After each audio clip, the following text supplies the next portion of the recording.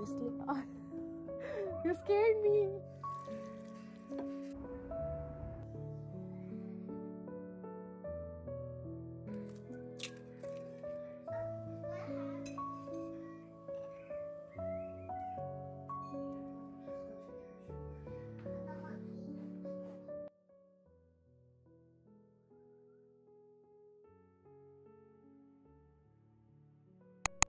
Hello everyone, अस्सलाम वालेकुम। क्या हाल है आप सबका? आई होप आप सब खैरियत से होंगे। मैं भी बिल्कुल ठीक हूँ। कैसे गुजरी हैं आप सब लोगों की विंटर वेकेशंस बच्चों के साथ? आई एम श्योर कि कुछ लोग इस टाइम पर कहीं ना कहीं ट्रैवल के लिए गए होते हैं और कुछ लोग अपने घर में डिनर्स पार्टीज़ वगैरह अरेंज कर रहे होते हैं या बच्चों के साथ कोई ना कोई एक्टिविटीज़ में बिजी होते हैं। पर मेरी तो कोई ख़ास एक्टिविटीज़ नहीं है, मैं तो घर में ही हूँ और मुझे तो बहुत डर लगता है बच्चे कहीं सिक ना हो जाए, इसलिए मैं इनको कहीं बाहर लेके ही नहीं जाती हूँ। हम लोग रहते ही घर हैं। समर हो ना तो फिर भी बच्चों को आप कहीं न कहीं बाहर ले जाते हैं, लेकिन विंटर्स में मैं रिस्क नहीं लेती इनका बिल्कुल भी। मुझे बहुत डर लगता है अगर ये सिक हो जाए ना तो फिर बहुत लॉन्ग फिर ये सिक होते हैं। ख़ैर आज मैं सोच रही थी आप लोगों के साथ अपनी नाइट रूटीन शेयर करती हूँ। शाम के 6 बज रहे हैं और मैं बच्चों के लिए डिनर रेडी कर रही हूँ। यहाँ पर मैं बना रही हूँ उनके लिए मैक एंड चीज़। आहत के स्कूल डेज़ में ये होता है कि आहत जैसे 2 टाइम ही खाना खाता है, जिसमें ये सुबह का ब्रेकफ़ास्ट करता है, साथ में स्कूल में जब लंच लेके जाता है और उसके बाद जब घर आके खाना खाता है, उसके बाद इसने कुछ भी नहीं खाना होता। और लेकिन अब क्योंकि घर है तो उसको 3 टाइम जो है ना मील चाहिए होता है। तो दोपहर में इसने खाना खा लिया था, लेकिन अभी वो कह रहा था मामा मेरे लिए मैक एंड चीज़ बना दो, और ये मैक एंड चीज़ मुझे लकीली इस बार जो है कॉस्को से बहुत बड़ा पैक मिल गया था एनिस का।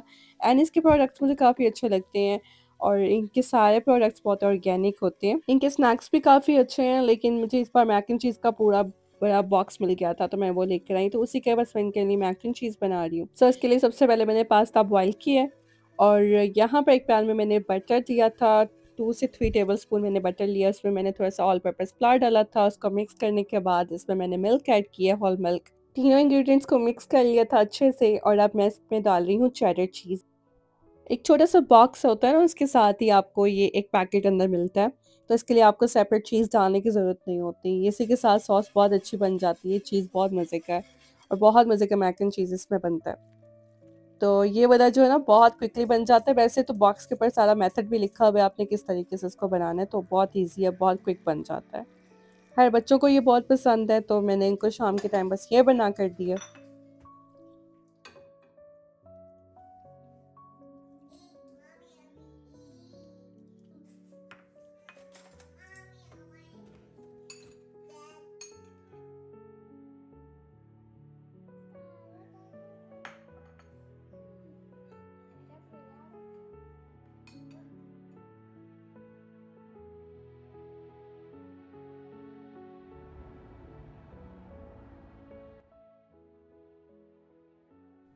साहद ने तो खा लिया था पास्ता, लेकिन दुआ ने नहीं खाया और फिर मैंने ये किया कि पास्ता जो है ना उसको मैंने ब्लेंड भी किया पूरा प्यूरी की तरह, लेकिन उसने वो फिर भी नहीं खाया।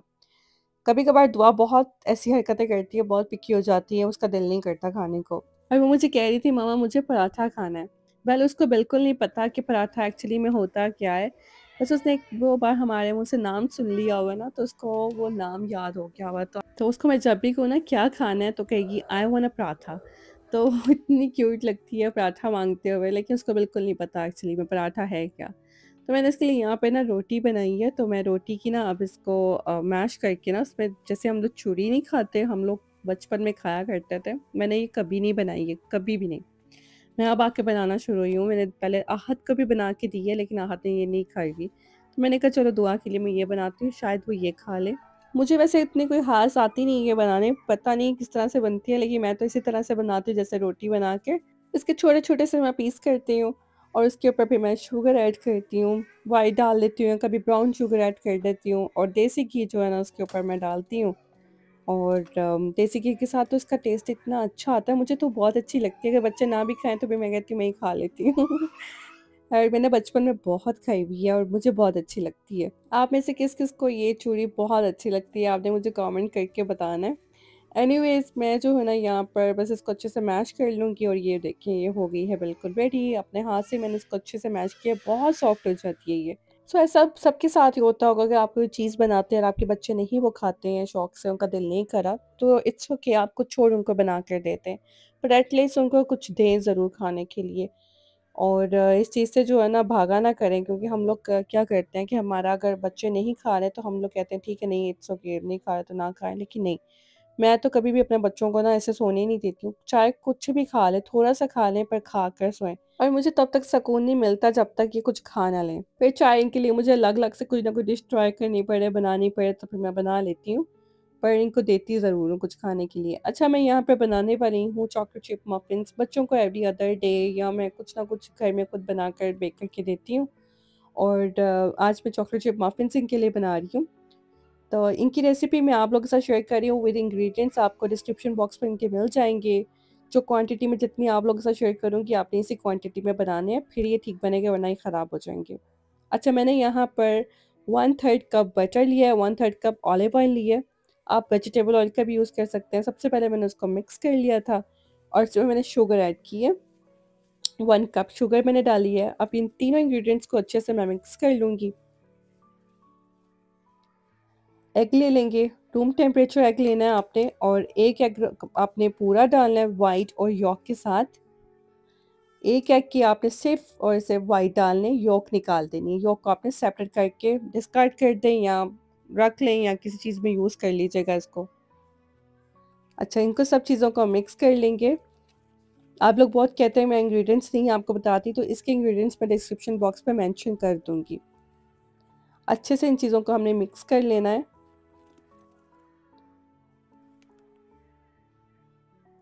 वनीला एसेंस इसमें डाल रही हूँ मैं 1 टीस्पून। इसको भी मिक्स कर लेंगे। बटर मिल्क मैंने इसमें डाला है हाफ कप। अच्छा, 1/3 के कप के करीब मैंने इसमें डाला है। और आप होल मिल्क का भी यूज़ कर सकते हैं। मैंने बटर मिल्क डाला है, आप होल मिल्क भी इस्तेमाल कर सकते हैं इसमें। अब इन सारे इंग्रेडिएंट्स को अच्छे से हम मिक्स कर लेंगे, मिल्क को भी।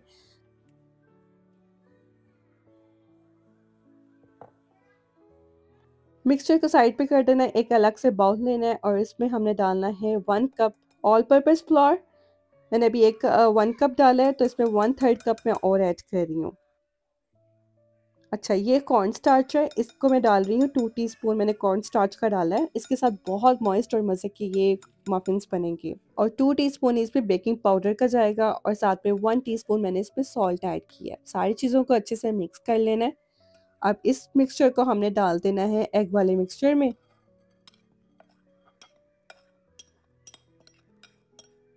अब इसको भी मिक्स कर लेंगे। अच्छा, इस टाइम पर आपने सब ज़्यादा मिक्स नहीं करना है, ये नहीं कि बहुत ज़्यादा मिक्सिंग हो जाए, थोड़ी-सी मिक्सिंग करनी है। और इसमें साथ ही आपने ऐड कर देने हैं चॉकलेट चिप।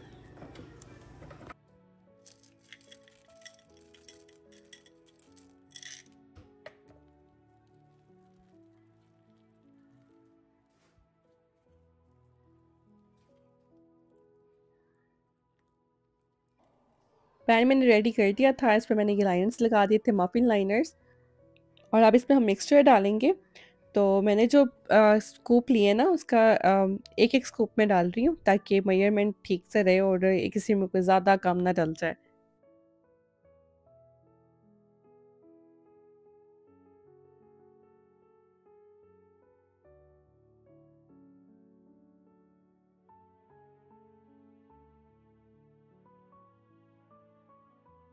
टॉपिंग में मैंने चॉकलेट चिप ऐड किए हैं और थोड़ी-सी शुगर भी स्प्रिंकल की थी, व्हिच इज़ ऑप्शनल। अगर आप शुगर स्प्रिंकल करना चाहते हैं तो कर दें, वरना नहीं करें, ओनली चॉकलेट चिप ऐड कर लें।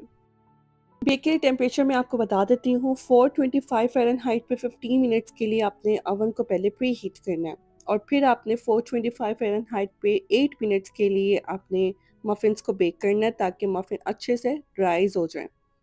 और इसके बाद आपने टेम्परेचर को रिड्यूस कर देना है। ओवन का टेम्परेचर आपने 350 फ़ारेनहाइट करना है, और 15 मिनट्स के लिए मज़ीद आपने इनको बेक करना है, ताकि अंदर से ये ठीक से कुक हो सके। मैं हो गई यहाँ पर रेडी, और मैं जा रही हूँ बाहर का सर्वे करने क्योंकि मेरा दिल कर रहा था बाहर थोड़ी-सी वॉक करके आती हूँ। इस टाइम रात के 8 बज रहे हैं। Yeah. Oh, it's too cold outside.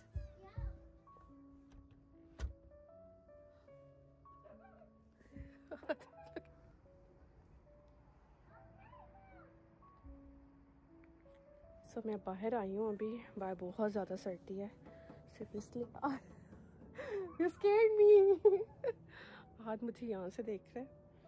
मैंने कहा वीडियो बनाते हैं, बाहर चलते हैं। अपने अपने घरों में बहुत अच्छी लाइटिंग की हुई है, तो मैं वो देखने जा रही हूँ। रात के वक्त का व्यू हमारे घर से कुछ इस तरह का लगता है। और ये देखिए हमारे घर के जो साथ वाले जो नेबर्स हैं, उन्होंने इस तरह से जो है लाइटिंग की हुई है। हर जगह पे सबने अपने अपने घरों में लाइटिंग की हुई है। यहाँ पे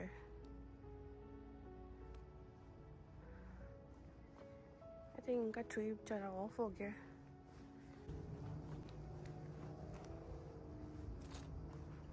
आज का जो डे है ना पूरा हमारा, यहाँ पे क्रिसमस डे था, तो यहाँ पे सब कुछ क्लोज है, सारी शॉप्स क्लोज थी, सब स्टोर्स क्लोज थे। आज के डे पूरी रोड्स भी बाहर खाली होती हैं, कोई ट्रैफिक नहीं होती है, और लोग सब अपने घर में गेट टुगेदर करते हैं, फैमिली गेट टुगेदर होते हैं, डिनर्स होते हैं, तो बाहर पता ही नहीं होता कोई है भी तो यहाँ पर जो डेकोरेशन है ना, वैसे तो ये स्टार्ट हुई हुई है हैलोवीन से।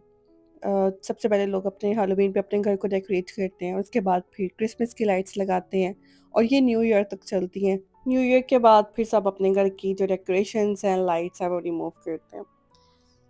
अच्छा भी लगता है देख के सबके घर को इतना अच्छा अच्छा उन्होंने डेकोरेट किया होता है। और कुछ लोगों ने तो बहुत ज़्यादा डेकोरेशन की होती है। एक हमारे घर यहाँ पर ना एक घर था, मैं काफ़ी दूर है, मैं इतनी दूर जा नहीं सकती, उन्होंने बहुत अच्छा डेकोरेट किया हुआ था अपना घर। इस टाइम मैं बाहर अकेली घूम रही हूँ और मेरे अलावा यहाँ पर कोई भी नहीं है।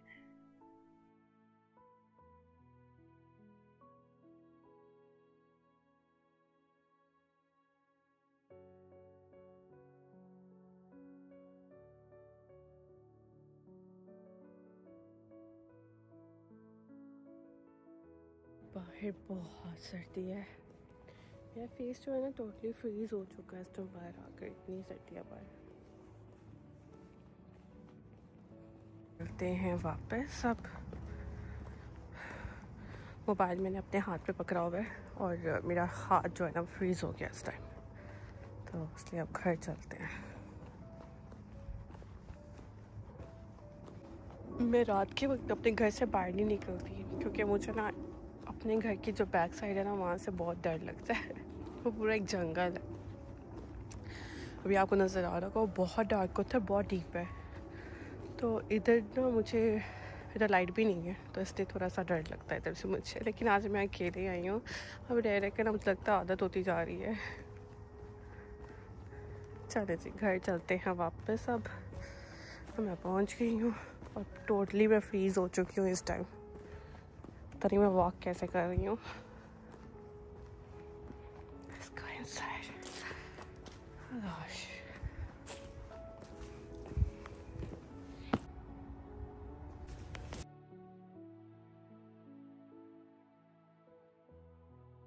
कपकेक्स में रख गई थी बेक होने के लिए, और ये थोड़े से ज़्यादा ही ब्राउन हो गए हैं तो चलो इनको जल्दी से निकालते हैं, ना कोई बर्न नहीं हो जाए बेचारे। और ये हो गए हैं रेडी, इनको थोड़ा सा मैं पहले कूल डाउन होने दूंगी, और इसके बाद फिर हम लोग खाएंगे इनको। बहुत मज़े के लग रहे थे और इतनी अच्छी स्मेल आ रही थी ना, घर में जब बेकिंग होती है ना उसकी स्मेल डिफरेंट होती है, इतनी मज़े की लगती है ना वो। और ये देखिए बस थोड़े से ना मुझसे ज़्यादा ब्राउन हो गए, क्योंकि मैं चली गई थी बाहर, इनको छोड़कर मैंने देखा ही नहीं। और लेकिन आपने बहुत ध्यान रखना है।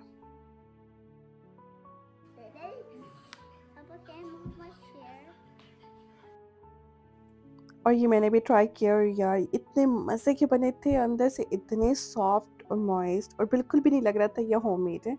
इतने मज़ेदार बने थे। आपने ये रेसिपी ज़रूर ट्राई करनी है, तो इंशाल्लाह आप भी बहुत इंजॉय करेंगे।